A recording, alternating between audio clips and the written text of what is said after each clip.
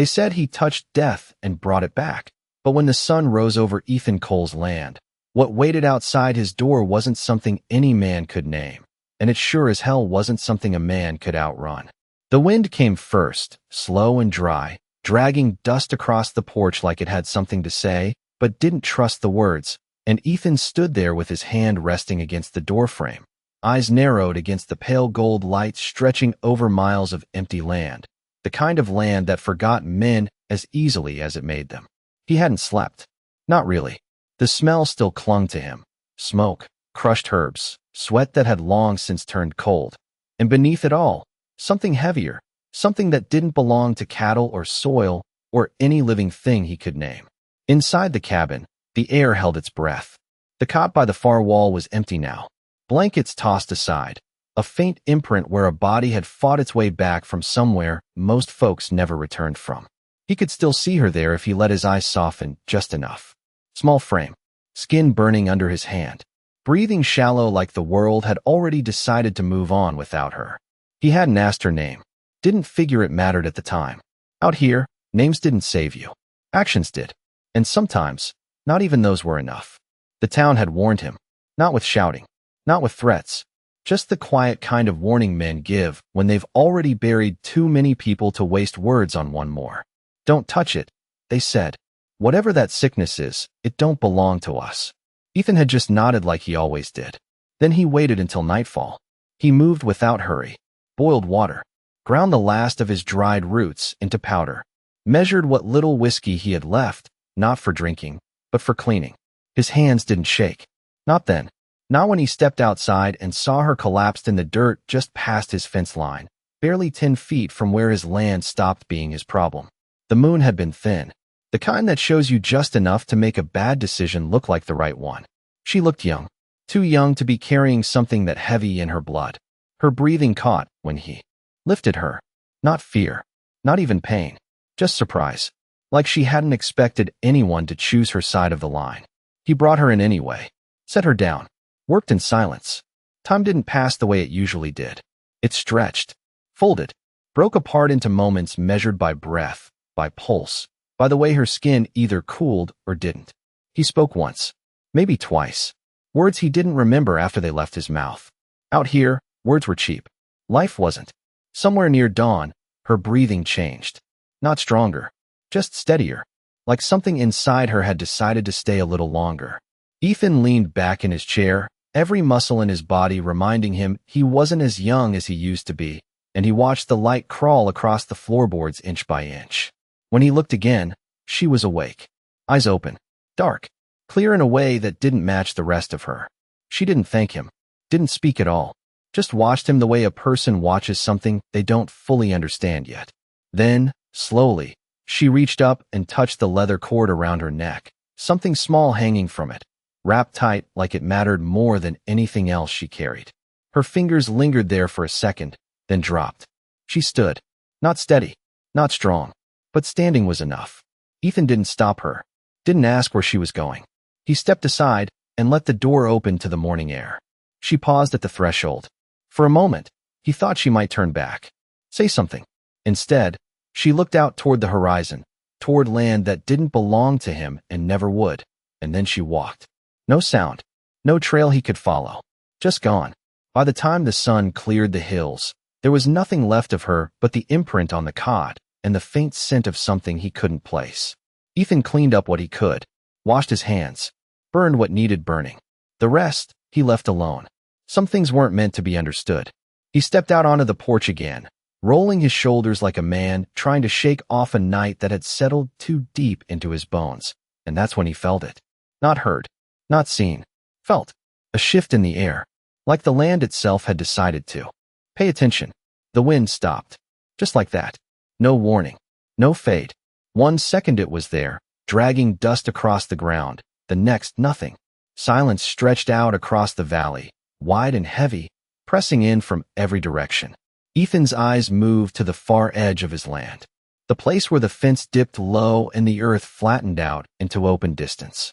At first, there was nothing, just heat rising in thin waves. Then movement, not fast, not loud, just enough to break the line between sky and ground. One figure, then another, then more. He didn't count, didn't need to. The way they spread told him everything numbers couldn't. This wasn't a mistake. This wasn't someone passing through. This was something coming. Slow, certain, like it had all the time in the world. Ethan didn't reach for a weapon, didn't step back inside.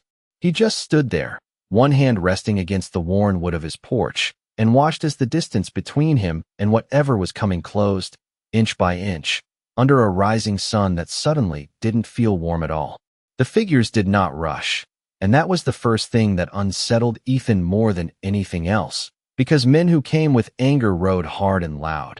But these riders moved like the land itself was carrying them forward, steady, unhurried, certain they would arrive exactly when they meant to. And as the distance closed, the shapes sharpened into forms he could no longer pretend not to recognize. Horses tall and lean, coats dark with dust, riders upright in their saddles, silent as the horizon behind them. And there was no shouting, no signal, no raised hand to mark intent. Only that quiet advance that made the air feel heavier with every passing second.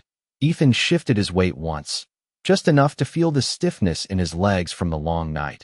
And he let his gaze sweep across them without turning his head, counting without counting, measuring the space they filled instead of the number they made. Because numbers could lie, but space never did, and the space they occupied was too wide, too deliberate, like a line drawn across the earth that no one was meant to cross without consequence. Somewhere behind him, inside the cabin, a loose board tapped once against the frame as the morning heat began to rise.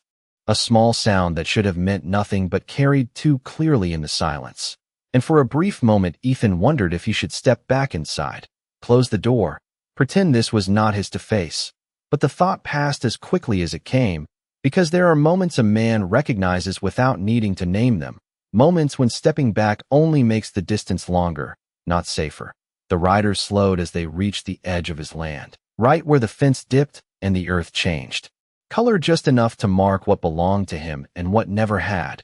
And for the first time, one of them moved differently, the rider at the front shifting slightly in the saddle, not reaching for anything, not signaling the others. Just a small adjustment that carried weight in a way Ethan could not explain, and the rest followed that invisible cue, their horses easing to a stop in a line that curved like it had been placed there by hand. No one spoke, and that silence stretched long enough that Ethan became aware of his own breathing, steady but louder than it should have been, and the faint creak of leather as the horses settled under their riders, and the soft exhale of air through flared nostrils.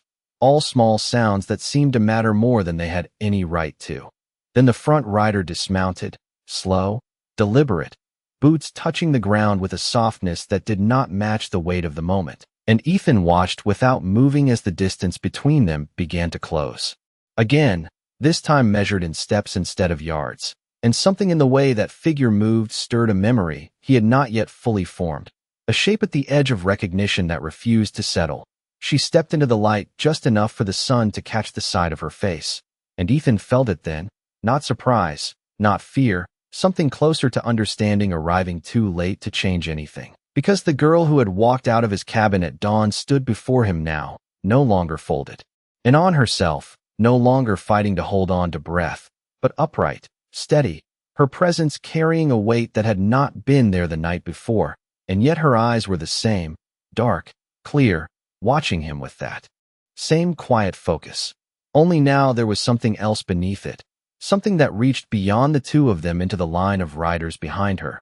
She stopped a few feet from the porch, close enough that Ethan could see the leather cord at her neck again, the small object resting against her chest, catching the light in a way that made it impossible to ignore, and for a moment neither of them moved, the space between them holding everything that had happened without needing a single word to explain it.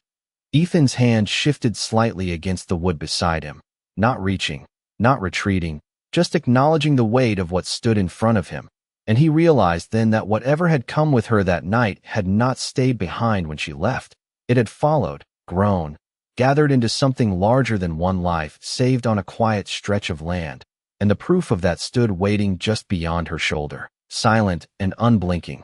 She lowered her gaze briefly, not in weakness, not in submission, but in a way that felt like recognition of something shared, something that had passed between them without permission and without promise. And when she looked up again, the air seemed to shift once more, as if the land itself had decided to witness what came next. And behind her, one rider moved.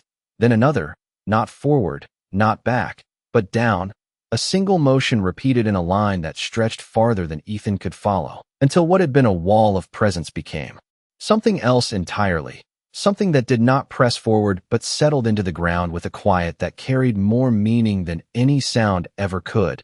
And Ethan stood there, still as the post beneath his hand, watching as the shape of what he thought was coming gave way to something he had not prepared for, something that did not ask for defense or demand reaction, only acknowledgement.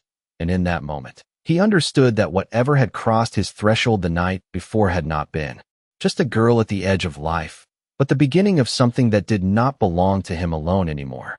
No one gave a command, and yet the moment continued unfolding like it had already been decided long before Ethan Cole ever stepped onto that porch, because the riders did not look to their leader for permission, and the leader did not look to Ethan for approval. And still, one by one, they lowered themselves to the ground, not in a collapse, not in weakness, but in a motion so controlled it felt practiced, deliberate, like a language spoken without words, and the dust beneath their knees lifted in thin clouds that caught the sunlight and hung there, turning the air into something almost visible, something that carried meaning if a man knew how to read it. Ethan did not move, not because he was frozen, but because there was nothing in him that believed movement would change what he was seeing. And for a long second, maybe longer, he let the silence stretch until it settled into his bones, until the sound of his own breath no longer felt out of place inside it. And then he shifted his gaze back to her, the young woman who had crossed his threshold carrying something he could not name and had now returned carrying something far heavier. She reached up again, fingers brushing the small object at her throat. And this time she did not just touch it, she untied it, slow enough that the movement itself seemed to matter. And when she held it out, the light caught it fully for the first time, revealing a piece of stone wrapped in worn silver, simple in shape, but not in weight. Because even from where he stood, Ethan could feel that it had been carried through more than just distance. He did not reach for it right away, and she did not step closer, the space between them holding steady, measured, like both of them understood that what passed between them next was not something to rush. And when he finally moved, it was with the same care he had used the night before, hands steady, palm open, accepting without taking. And when the stone touched his skin, something in him stilled in a way he had not felt in years, not peace, not relief, something quieter, something that settled deeper than either of those.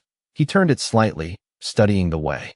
The silver had been shaped by hands that knew exactly what they were doing, and for a brief moment, he thought of the things he had used to keep her alive, the rough tools, the guesswork, the stubborn refusal to step back when stepping back would have been easier, and he realized then that whatever this was, it had been made with the same kind of intention, the same refusal to let something be lost just because it was difficult to keep.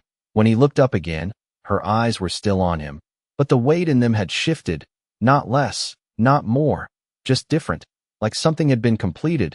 And behind her, the line of riders remained where they were, heads lowered, still as stone, not waiting, not demanding, simply present. And Ethan felt the shape of the moment settle into something he could finally understand, not with words, but with the kind of knowing that comes when a man stops trying to explain and just sees what is in front of him.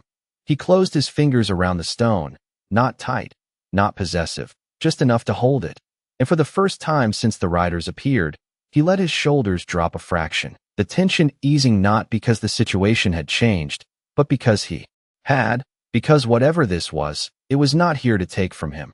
And that realization moved through him slower than fear ever had. But it stayed longer. The woman stepped back then, just one step, and the movement carried through the line behind her like a ripple across still water, not breaking the silence, not disturbing the shape of things, just shifting it. And Ethan watched as she turned slightly, not away from him completely, but enough to place him no longer at the center of what was happening. And that was when he understood the final piece of it, that this had never been about him alone, that what he had done the night before had reached further than his walls, further than his land, into something that had been waiting long before he ever arrived here. The wind returned then, not sudden, not sharp, just a slow breath moving across the valley, lifting the dust again, carrying with it the scent of dry earth and something else he could not name but did not need to. And as it moved through the riders, through the space between them, through the open doorway behind him, Ethan stood where he was and let it pass, the stone warm in his hand, the silence no longer empty, but full of something that did not need to be spoken.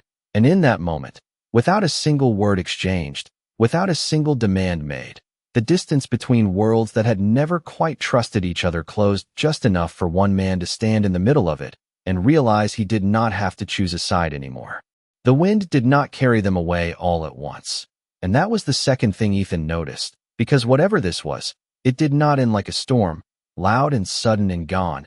It ended the way it began, quiet, deliberate, as if every step mattered just as much as the first one that brought them here. And the riders rose not together, not on command, but in a rhythm that felt older than anything Ethan had ever been part of. One man lifting, then another, then a third farther down the line, until the ground that had held them released them slowly, like it was reluctant to let go. The woman remained where she was a moment longer, her back half turned to him now, her gaze fixed somewhere beyond the far ridge where the light had begun to sharpen into full day. And Ethan found himself watching the way she stood, steady but not rigid, present but not rooted, like someone who belonged to movement more than to place. And for the first time, he understood that what he had seen the night before, that fragile figure on the edge of life, had only been one part of her, the part that needed help, not the part that carried it forward. She took a step, then another, and the riders responded without looking at her, as if the path had already been set before any of them arrived. Horses turning in slow arcs, hooves pressing shallow marks into the dry earth that would not last past the next wind. And yet, for a brief moment, those marks seemed to matter, like they were writing something across his land that no one else would be able to read. Ethan stayed where he was, the porch beneath him warm now as the sun climbed higher, the stone still resting in his hand, heavier than it should have been for its size. And he turned it once more between his fingers, feeling the slight imperfections along its edge, the places where it had been shaped by hands that did not rush. And he wondered how long it had been carried before it reached him. How many miles, how many stories, how many moments like this one had passed before it found its way into his palm. The last of the riders moved off without sound, their line stretching thin and then thinner until it broke apart into distance. And the valley returned to what it had always been, open, quiet, empty in the way that hides more than it shows. And for a while, Ethan stood there as if the stillness might shift again, as if something else might follow, but nothing did. And that was when he finally let out a breath he had not realized he was holding. He stepped down from the porch, boots meeting the dirt with a firmness that felt different now, not heavier, not lighter, just grounded in a way it had not been before. And he walked to the edge of his land where the fence dipped, where the riders had first appeared. And he looked out across the same stretch of earth that had not changed at all, and yet did not feel the same. Because there are moments that do not leave marks where a man can see them, but settle somewhere deeper, somewhere that changes the way he stands in a place, even if the place itself stays exactly as it was. He crouched down slowly, one knee touching the ground, and pressed his fingers into the dust where the first set of tracks had been, already fading, already returning to nothing. And he realized then that whatever had happened here was not meant to be proven, not meant to be shown, only meant to be carried, the same way the stone had been carried until it reached him. When he stood again, he did not look back right away, not at the cabin, not at the porch, not at the life that had been waiting for him before this morning began, because he understood that it would still be there, unchanged in the ways that mattered least, and changed in the ways that mattered most. And when he finally turned, the door still hung open behind him, the inside shadowed, quiet, holding the memory of a night that had stretched longer than any he could remember. Ethan walked back slowly, not because he was tired, but because there was no reason to hurry. And as he stepped inside, the air felt different, not lighter, not heavier, just aware, like the walls themselves had listened and would remember long after he stopped thinking about it. And he set the stone down on the small wooden table near the window, not hidden, not displayed, just placed where it could sit in the light, and for a long moment, he stood there looking at it without trying to understand it, because some things do not need to be understood to be honored. Outside, the wind picked up again, moving through the grass, across the empty stretch of land, carrying no voices, no footsteps, nothing that could be followed. And yet, as Ethan reached for the water bucket and began the simple work of the day, there was a quiet certainty settling into him that whatever had crossed his path had not left him where it found him, and that from this morning forward, the line between what was his and what was not would never sit in quite the same place again. By noon the sun had settled high and unforgiving, pressing heat into the boards of the cabin and drawing the smell of dust and dry grass into the air, and Ethan Cole moved through the motions of his day with the same steady rhythm he had always known, hauling water from the barrel, checking the fence line, running his hand along the flank of a tired horse that lifted its head just enough to acknowledge him before settling again. But nothing felt untouched, not the land, not the light, not even the silence, because there was something underneath it now, something that did not speak but did not leave either. He kept his eyes on his work, not because he was avoiding thought, but because there was too much of it waiting if he stopped. And out here a man learned early that thinking too long about things that had no clear answer was a good way to lose the ground beneath his feet. Still, the stone on the table pulled at him in a way he could not ignore. Not like a weight, not like a burden, but like a presence, quiet and patient. And more than once he found himself pausing in the doorway, looking at it where the light touched the silver. Just enough to bring out the shape of it, simple and deliberate, as if it had always known exactly where it would end up.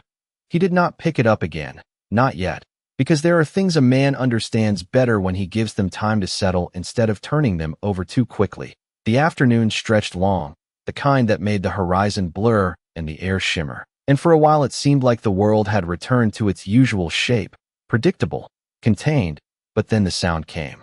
Faint at first, carried thin across the distance, the kind of sound that could have been mistaken for wind if a man did not listen carefully. And Ethan stilled without meaning to, head turning just slightly, eyes narrowing toward the far edge of the land where the trail from town cut across the open stretch like a scar that never quite healed. Hoofbeats, slow, uneven, not many, not fast, and that alone told him this was something different from what had come that morning, because those riders had moved like one, like purpose, and this moved like hesitation. He set the bucket down without a sound and stepped out into the open, wiping his hands once against his shirt as if that would make any difference. And he watched as a single rider came into view, then another behind him, then two more, their shapes wavering in the heat before settling into something familiar. Men from town, not strangers, not unknown. And yet the way they approached carried none of the usual ease, none of the careless confidence men wore when they rode out here believing the land answered to them. They slowed well before reaching the fence, horses shifting under them, uncertain, as if even the animals felt something had changed, and Ethan did not call out, did not step forward. He just stood where he was, letting them come as far as they chose. The first man swung down from his saddle, boots hitting the ground with a heaviness that spoke more of thought than of weight, and he took a few steps forward before stopping, eyes flicking once toward the cabin, then back to Ethan, like he was measuring something he could not quite name. "We heard," he said finally, voice rough but not unkind, and the words hung there, unfinished, because whatever he had heard did not fit easily into language, not the kind they used in town, not the kind that made things simple. Ethan did not answer right away, not because he had nothing to say, but because he understood that what these men were looking for was not words, not explanations, but something they could place inside their own understanding of the world, something that would let them walk away without feeling like the ground had shifted under them. The second man shifted in his saddle, glancing out toward the valley where nothing now remained but open land and fading tracks, and he spoke quieter, almost to himself. They were here. Not a question, not quite a statement, more like a confirmation of something he had already decided was true, and Ethan let his gaze follow that line for a moment before returning it to the men in front of him. And when he spoke, his voice carried no weight beyond what was needed. No attempt to convince, no attempt to deny. "They came," he said, and left it at that.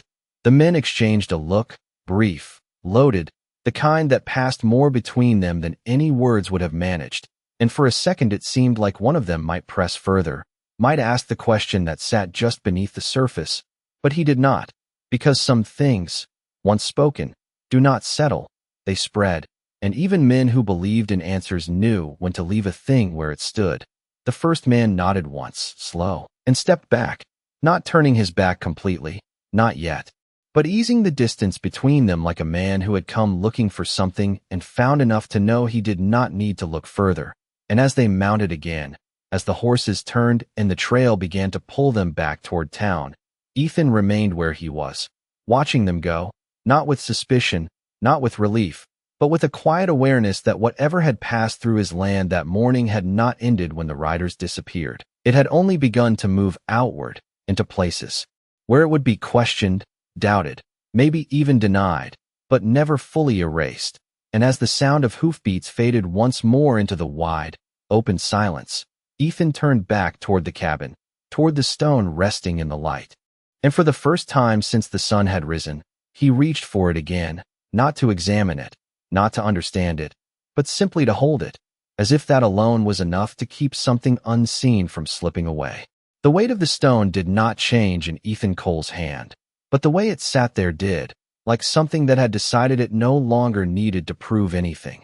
And he turned it once between his fingers as the last echo of hoofbeats from the men riding back to town disappeared into the wide stretch of land, leaving behind a silence that felt different from the one he had known before, not empty, not lonely, just aware. He stood in the doorway for a long moment, the light cutting across the floorboards and catching the edge of the silver, and then he slipped the cord over his hand and let the stone rest against his palm, closing his fingers around it not out of habit, but because it felt like the right place for it to be, at least for now. The afternoon moved slowly after that, the kind of slow that stretches a man's thoughts whether he wants it to or not, and Ethan found himself walking the perimeter of his land again, not checking for damage, not looking for anything that needed fixing, just moving, step by step, letting the rhythm of it settle whatever had been stirred up inside him.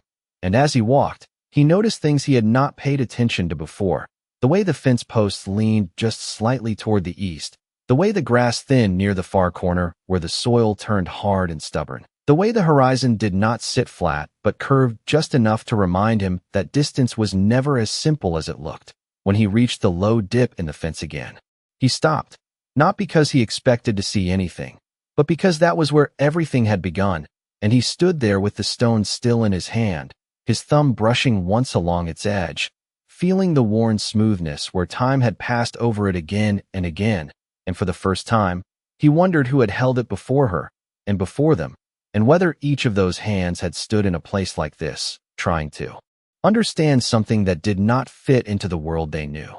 The wind shifted, carrying a faint scent he had not noticed earlier, not strong, not clear, but enough to stir a memory of the night before, of the herbs he had burned, of the heat that had clung to her skin, of the quiet determination that had kept him working long after his body had wanted to stop. And he realized then that what he had done had not been special, not in the way people might say it was. It had been simple, necessary, the kind of thing a man does when he sees something in front of him that needs doing.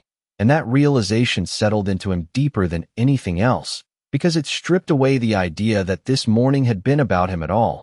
He exhaled slowly and slipped the stone into the pocket of his shirt, not hiding it, just placing it where it could stay close without demanding attention. And he turned back toward the cabin as the light began to soften, the sharp edge of the afternoon, giving way to something quieter, something that made the land feel less exposed, and more like it was settling into itself.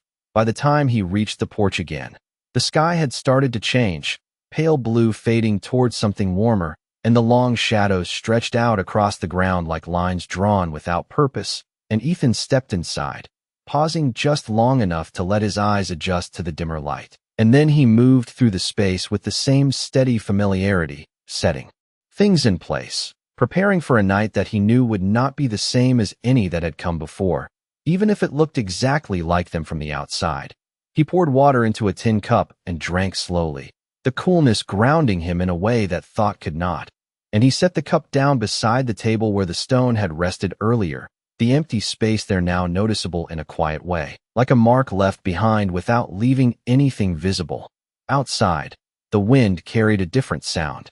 This time, not hoofbeats, not voices, but something softer, something that moved along the edges of hearing without fully entering it. And Ethan stepped back toward the doorway, his gaze lifting toward the horizon once more, not expecting to see anything, not needing to, because whatever had come and gone had already done what it came to do.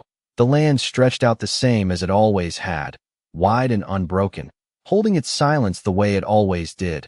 And yet, as Ethan stood there with the last light of day settling around him, there was a quiet certainty in him that the line between what was known and what was not had shifted just enough that he would never stand in this place the same way again, and that whatever would come next, whether it came in silence or in sound, would find him not waiting, not searching, but simply standing where he was meant to be.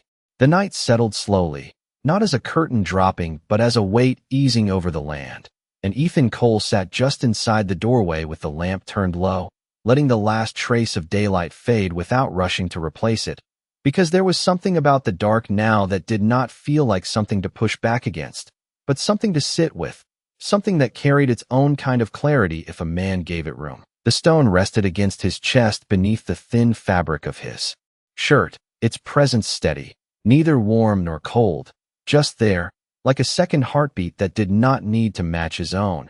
And more than once his hand moved toward it without thinking, fingers brushing lightly against the outline as if confirming it had not disappeared with the sun. Outside, the wind moved differently after dark, softer, less insistent, carrying sounds farther than it did during the day. And Ethan listened without trying to identify anything, not separating one noise from another, just letting them come and go as they pleased. The distant call of a night bird, the faint shift of dry grass, the low creak of the fence settling under its own age, all of it blending into something that did not demand attention but rewarded it. He leaned back slightly, chair angled so he could see both the inside of the cabin and the stretch of land beyond the doorway, and for a long while he did not move at all, letting the stillness work its way through him, the kind of stillness that does not empty a man, but fills the spaces he did not know were there. It was some time later, though he could not have said how long, when the sound came again, not the sound of riders this time, not the rhythm of hooves or the jingle of gear, but something lighter, measured, like footsteps that did not press hard enough into the earth to leave a clear mark. And Ethan's eyes shifted toward the open land without his body following, because he had learned that not every movement needed an answer. At first, there was nothing to see, only the layered shadows of night stretching across the ground. But then the shape formed, small, steady, moving toward the edge of his land with a purpose that did not need to hurry, and Ethan felt something in him recognize it before his eyes fully did. The same quiet certainty that had settled into him that morning returning without question. She stopped at the fence, not crossing it, not calling out, just standing there with the same stillness she had carried before, and the distance between them held again, not empty, not uncertain, just present, like a space that had already been measured and understood. Ethan rose from his chair slowly, not out of caution, not out of concern, but because remaining seated no longer felt right, and he stepped forward until he stood just inside the threshold, the line between inside and outside clear beneath his boots. And for a moment, neither of them moved, neither of them spoke. And yet the silence between them carried more than any words could have managed. She lifted her hand slightly, not in greeting, not in request, but in a gesture that felt like acknowledgement. And then she lowered it again, her gaze steady, her presence unchanged, and Ethan realized then that she had not come back for thanks, had not come back for anything he could give. She had come because something that had begun the night before had not ended yet, because some things require more than one crossing, more than one moment to settle into what they are meant to be. He stepped forward once, just enough to close a small part of the distance, and his hand moved to his chest, fingers resting briefly over the place where the stone lay beneath his shirt, and though he did not take it out, did not show it, the gesture itself felt like a response, like a continuation of something that did not need to be seen to be understood. The wind shifted again, carrying a faint trace of that same scent from before, something tied to earth and time and hands that shaped meaning into small things, and she seemed to catch it as well, her gaze lifting slightly toward the open land behind him, as if measuring something beyond what he could see. And then she took a step back, slow, deliberate, and the moment shifted with her, not ending, not breaking, just changing direction. Ethan did not follow, did not call out, because there was nothing in him that believed she was leaving in the way people usually did. And as she turned and moved back into the night, her form blending into the dark without resistance, without hesitation, he remained where he was, the doorway framing him, the land stretching out in front of him, and the quiet certainty settling deeper into his chest that whatever this was, whatever had found its way to him, it was not something that came once and disappeared. It was something that returned in its own time, in its own way, and that his part in it was not to chase it, not to question it, but simply to be there when it crossed his path again. The night did not feel empty after she disappeared into it, and that was the part Ethan Cole noticed most as he remained standing in the doorway, the darkness stretching wide in front of him, not swallowing her presence, but holding it somewhere just beyond where his eyes could follow, like a memory that refused to fade even after the moment had passed. And he did not step forward, did not call out, because something in him understood that what had just happened was not meant to be chased, only received. He stood there long enough for the cool air to settle into his skin, long enough for the sounds of the land to return to their natural rhythm. And when he finally moved, it was not with urgency, but with a quiet acceptance, the kind that comes when a man realizes he is no longer standing alone in a place that once felt entirely his.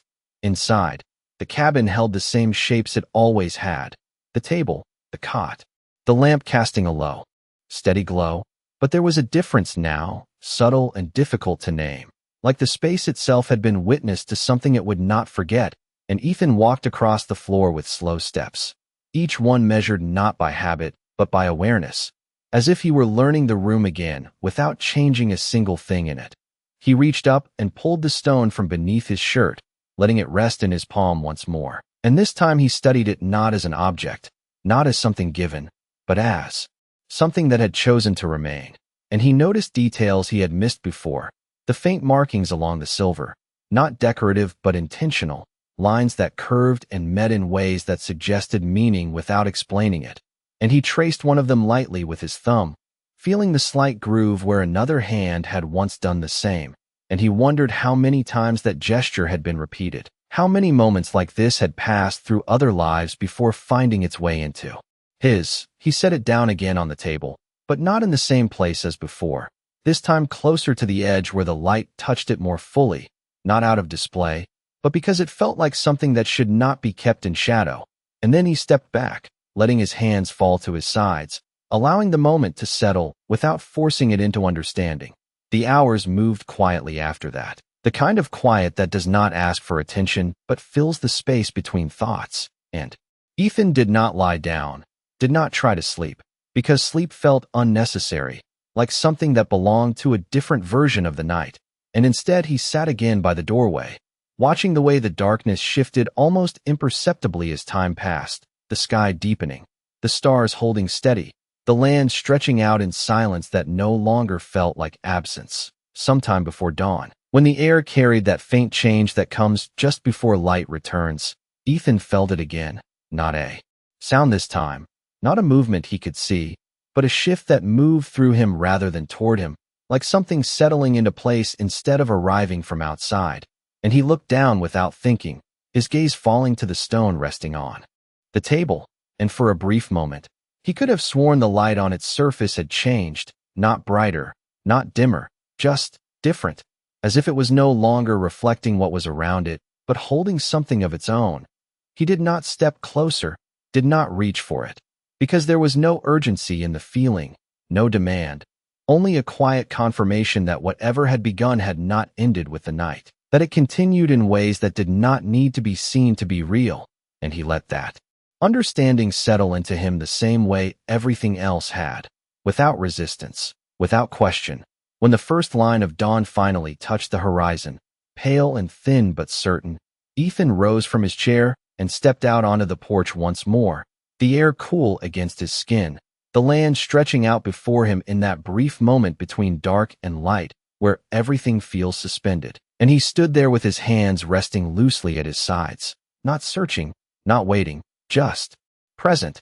And as the light grew stronger, as the shapes of the land returned fully into view, there was no sign of her, no sign of anything beyond what had always been there.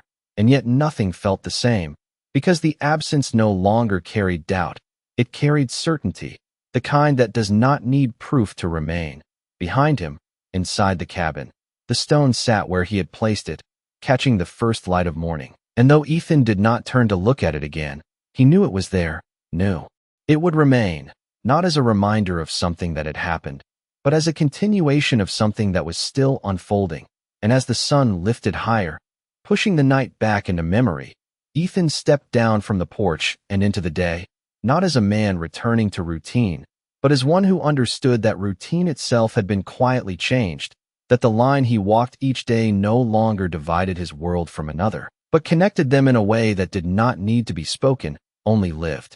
Morning did not arrive with anything new to show, and that was what made Ethan Cole pause longer than usual at the edge of his porch, because the land stretched out exactly as it had the day before, the same dry grass bending under the same steady wind, the same fence line cutting across the same stubborn ground, and yet something beneath it all had shifted in a way that no eye could measure.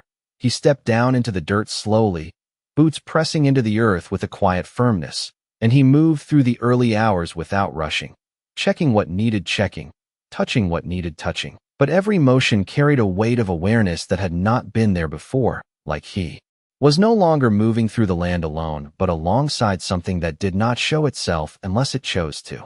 The sun climbed higher, and with it came the familiar heat, the kind that pulled moisture from everything it touched and left behind a stillness that could feel heavy if a man let it. And Ethan did not resist it, did not try to fill it with noise or distraction. He let it settle, because there was something in him now that understood the value of silence in a way he had not before. Sometime near mid-morning, as he worked along the far stretch of fence where the wood had begun to split under years of weather, he noticed the first sign that the day would not pass as quietly as it had begun. Not a sound, not a figure, but a shift in the way the air carried itself, a subtle tension that moved ahead of something approaching.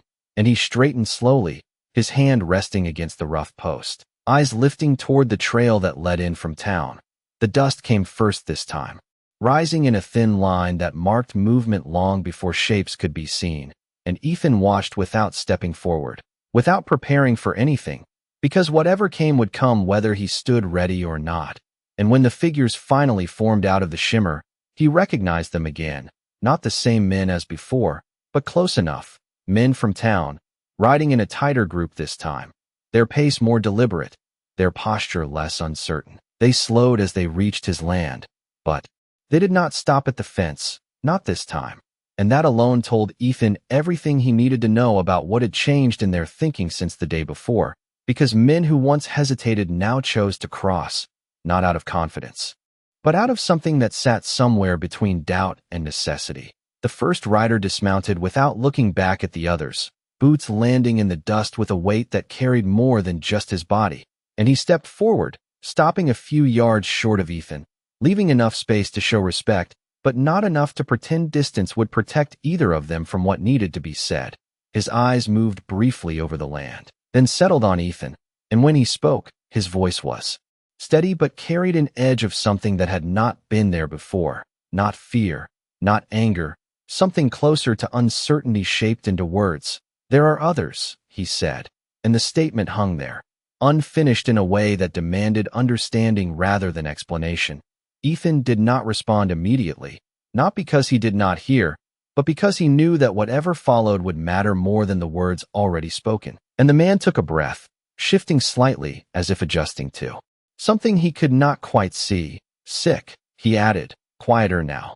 And that single word carried more weight than anything else he might have said, because it reached back to the night before, to the girl on the ground, to the choice Ethan had made without asking what it would cost. The men behind him remained mounted, silent, watching in a way that suggested they were not here to argue, not here to challenge, but to witness whatever came next. And Ethan felt the moment settle into something familiar, Not because it was the same, but because it followed the same line, the same quiet path that did not demand but waited. He shifted his stance slightly, the movement small but enough to mark that he had heard, that he understood what was being asked without it needing to be said outright, and his hand moved briefly to his shirt, fingers brushing against the place where the stone rested beneath the fabric, not for reassurance, not for strength, but as if acknowledging that what had begun had not ended with one life, had not been contained to one night. He looked back at the man in front of him, his gaze steady, unhurried, and when he spoke, his voice carried the same calm it always had, unchanged by what had passed, and yet shaped by it all the same. Bring them, he said, and left it there, because anything more would have been unnecessary, and the weight of those two words settled into the space between them with a certainty that did not need to be reinforced. The man nodded once, not sharply, not quickly, but with the kind of understanding that comes when a question has already been answered before it was fully asked, and he stepped back, turning toward his horse, the others shifting with him, the group beginning to move again, not away this time, but outward, as if carrying the message beyond what Ethan could see. And as the dust rose once more under their movement, as the sound of hooves spread across the land and faded into distance, Ethan remained where he was, the sun climbing above him, the heat settling into his shoulders, and the quiet certainty returning again, stronger now, that whatever had come to his door had not been an ending, but the first step in something that would continue to return, not as a burden, not as a demand, but as a path that had found him whether he had been looking for it or not. The dust had not fully settled when Ethan Cole turned back toward his cabin, but he did not follow the riders with his eyes this time, did not measure their distance or their direction, because something in him had already shifted from watching to preparing, not in the way a man braces for trouble, but in the way he readies himself for work that matters without knowing exactly how it will unfold. He stepped inside and let the door remain open behind him, the line between inside and outside no longer something he felt the need to define too clearly, and the light moved across the floorboards in slow, steady lines as the sun climbed higher, bringing with it the same heat, the same dry weight of air, but none of it felt quite the same, not after what had already passed. His eyes moved to the table where the stone had rested earlier, and though it was no longer there, the space it had occupied seemed to hold something of its own, a quiet imprint that did not fade just because the object itself had been moved, and he reached up, fingers brushing lightly against his chest where the stone now lay beneath his shirt, not for reassurance, but for recognition, as if acknowledging that what had been given was not meant to be set aside. He moved through the cabin with steady hands, gathering what he needed without hesitation, the same worn tools, the same small bundles of dried herbs, the same tin containers that had seen more years than he cared to count, and as he worked, there was no rush in him, no sense of urgency that would lead to mistakes, only a quiet focus that narrowed his attention to what needed to be done and nothing more. Outside, the wind shifted again, carrying the faintest trace of movement from beyond his land, not close enough to see yet, but close enough to feel, and Ethan paused for a moment in the doorway, letting his gaze settle on the horizon without searching it, because he knew now that whatever came would reveal itself in its own time. The hours stretched, the sun climbing toward its highest point, pressing the land flat beneath its light, and still he waited, not idly, but in that steady state between action and stillness that he had learned to trust. And when the first shapes finally appeared again in the distance, they did not come in a line this time, did not carry the same silent unity as before, but moved in smaller groups, uneven, scattered, like something that had been gathered rather than organized.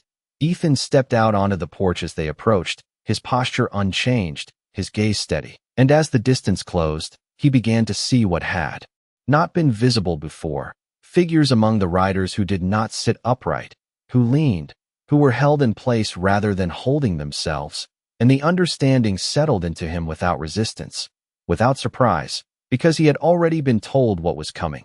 The riders slowed as they reached the edge of his land, and this time there was no hesitation in crossing, no pause at the fence, only a quiet urgency that moved them forward without breaking the silence, and one by one they dismounted, careful in their movements, deliberate in the way they lowered the figures they carried, placing them gently on the ground, as if the earth itself might offer something the saddle could not. Ethan did not step forward immediately, not because he hesitated, but because he allowed the moment to settle into place before entering it. And when he did move, it was with the same measured pace he had used before, closing the distance without haste, his attention fixed not on the riders, not on the men who had come to him, but on those who lay between them, the ones who needed what he could offer. He knelt beside the first, not speaking, not asking questions, because the answers he needed were already there in the small details, in the rhythm of breath, in the warmth of skin, in the quiet. Signs that told him where to begin and what might be possible, and his hands moved with the same certainty they had carried before, not guided by anything beyond what he knew and what he chose to do with it. The men stood back, forming a loose circle that did not close in, did not press, but remained present, watching in a silence that was not empty, not impatient, but filled with something that did not need to be named. And Ethan worked within that space without acknowledging it, because his focus did not allow for anything beyond the task in front of him. The sun moved overhead, the light shifting across the ground, marking time without speaking it, and still he worked, one after another, moving from one to the next with a steady rhythm that did not falter. And though the land remained the same, though the wind still carried the same dry scent, there was something else now woven into it, something that had begun the night before and had now spread outward, touching more than one life, more than one moment. And as Ethan lifted his hands briefly, pausing only long enough to draw breath before continuing, there was a quiet certainty in him that this path, once opened, would not close again, not because it could not, but because it had chosen not to.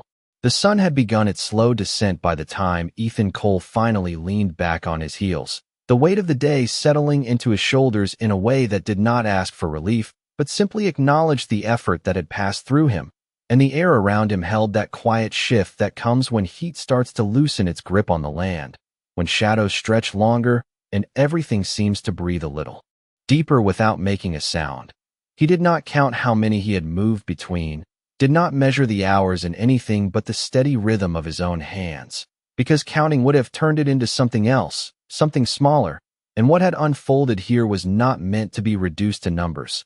The figures on the ground lay where they had been placed, but the space between them felt different now, not heavy, not uncertain, just steadier, like something unseen had been given room to take hold, and Ethan moved his gaze slowly across them, not searching for confirmation, not expecting proof, but recognizing the small changes that mattered more than anything else, the subtle easing in breath, the quiet settling of bodies that no longer held themselves against something they could not overcome.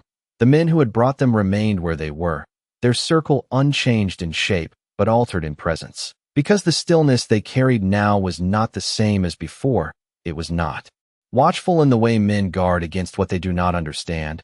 It was something closer to respect, though none of them would have used that word out loud. Ethan pushed himself to his feet slowly, one hand brushing against his knee before falling back to his side.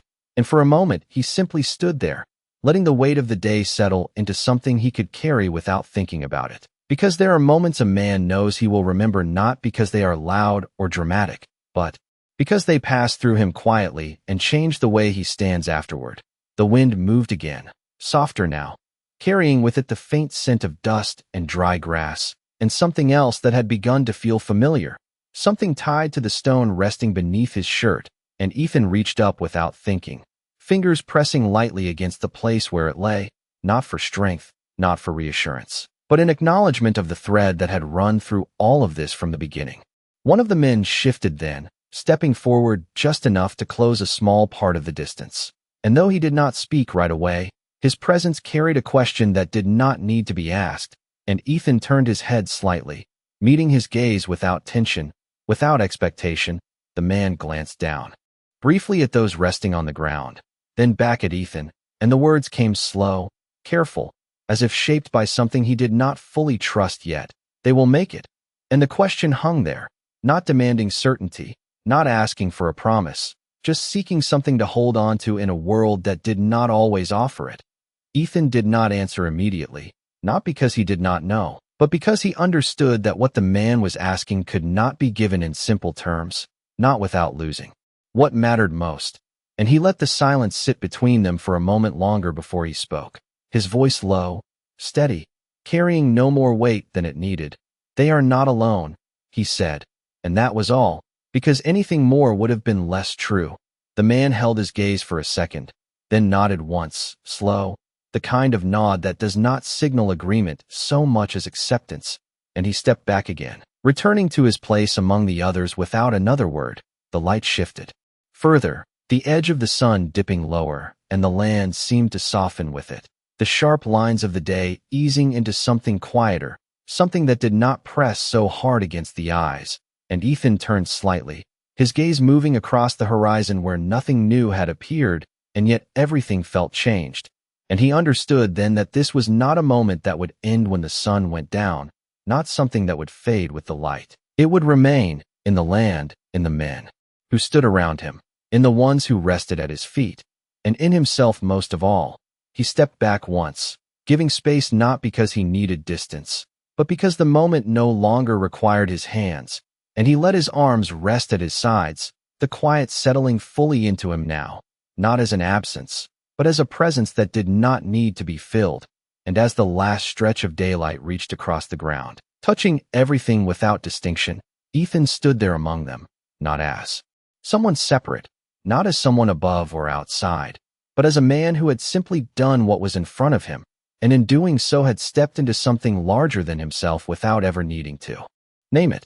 The last of the daylight thinned across the land like a breath slowly released, and Ethan Cole stood where he had stepped back, no longer at the center of anything, and yet not outside of it either, because what had taken place here had settled into something that did not need a center, did not need a single point to hold it together. The figures on the ground remained still, but the stillness had changed, no longer held tight by strain, no longer pressed against something unseen. It had loosened into a kind of quiet that carried its own weight without resistance, and the men standing around them seemed to feel it as well, their posture easing in ways they might not even notice, shoulders lowering slightly, hands no longer hovering as if ready to act, but resting at their sides or against the reins of their horses. No one spoke, not because there was nothing to say, but because whatever words might have been used would not have added anything to what was already understood, and Ethan let that silence remain, did not try to break it, because he had come to see that silence was not the absence of meaning, but the space where meaning settled. He moved slowly toward the porch, not turning his back completely on the scene behind him, but allowing distance to return in a way that felt natural, not forced. And as he stepped up onto the worn boards, the familiar creak beneath his boots sounded different, not louder, not softer, just noticed, like everything else had been. Throughout the day, he paused near the doorway, one hand resting lightly against the frame, and his gaze drifted once more across the land, over the figures, over the men, over the horizon that held nothing new and yet felt fuller than it ever had. And for a moment, he simply stood there, letting the shape of it all settle into something he could carry without needing to understand every part of it. The stone beneath his shirt seemed to rest more naturally now, no longer something he was aware of with each movement, but something that had found its place without asking for attention.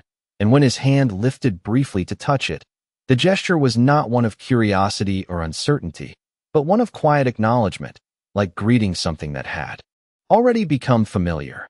The wind moved through again, softer still, carrying with it the faint sounds of the land returning to itself, the rustle of grass, the low shifting of hooves, the distant call of something unseen, and all of it wove together into a rhythm that did not belong to any one man or moment, but to the place itself, and Ethan felt himself settle into that rhythm without effort, without resistance. Behind him, the cabin waited, unchanged in its shape, unchanged in its purpose, and yet holding something more now, something that had passed through its walls and left no mark that could be seen, but had altered the space in a way that could not be undone. And he stepped inside slowly, not closing the door, not separating himself from what remained outside, but allowing both spaces to exist together without conflict. He moved to the table without looking down immediately, his hand resting lightly on the surface as if confirming it was still there, still solid, still part of the world he knew. And when he finally let his gaze fall, The empty space where the stone had once rested did not feel like absence, but like continuation, because what had been placed there had simply moved, had become part of something else without leaving anything behind that needed to be filled.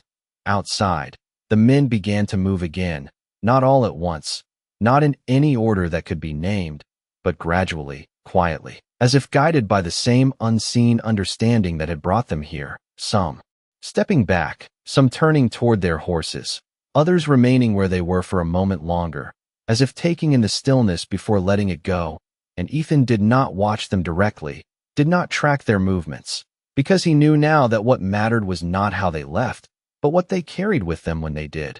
The light continued to fade, the edges of the land softening into shadow, and the space between moments stretched just enough to hold everything that had passed, without needing to separate it into before and after.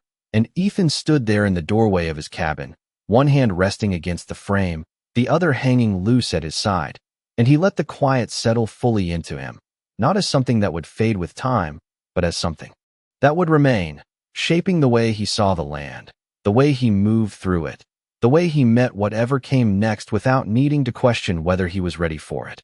And as the last line of light slipped below the horizon, leaving the land in that deep, steady darkness that carried no fear, Ethan did not turn away, did not retreat inside.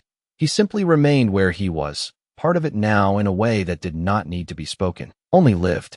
By the time the night had fully settled, the land no longer held the shape of what had happened that day, at least not in any way a man could point to or prove, and yet Ethan Cole remained where he stood at the threshold of his cabin, one hand resting lightly against the worn frame, his body still, his presence anchored in a place that no longer felt like it belonged to him alone, and the darkness stretched wide before him, not empty, not uncertain, but steady, carrying the quiet weight of everything that had passed without needing to show it. The men had gone, their figures long since swallowed by distance, their horses leaving no lasting mark on the ground, and those who had rested beneath his hands were no longer there either, taken back along paths Ethan did not follow, leaving behind nothing but the faint memory of where they had been placed. And yet the space did not feel abandoned, it felt complete, like something had reached its natural end without needing to announce it. Ethan exhaled slowly, not as a release, not as relief, but as acknowledgement, and he stepped forward just enough to stand fully outside, boots settling into the dirt that still held the warmth of the day, and he lifted his gaze to the horizon where nothing moved, where no shape broke the line between land and sky, and still, he did not search, did not expect, because what had needed to come had already come, and what would return would do so without being called. The stone rested quietly beneath his shirt, no longer something that drew his attention with each breath, but something that had become part of the rhythm of him. And when his hand rose once more to touch it, the gesture carried no question, no wonder, only a quiet recognition that what he held was not a gift in the way men usually understood such things, but a reminder of a path that had opened without asking whether he was ready to walk it. The wind moved softly across the land, carrying no voices, no footsteps, only the low, steady sound of grass shifting in the dark, and Ethan stood there long enough to feel it move through him, not around him, not past him, but through him, as if the line between where he ended and where the land began had thinned in a way that could not be undone. He turned back toward the cabin then, not out of retreat, not out of weariness, but because the moment had settled into something that no longer required him to stand in it.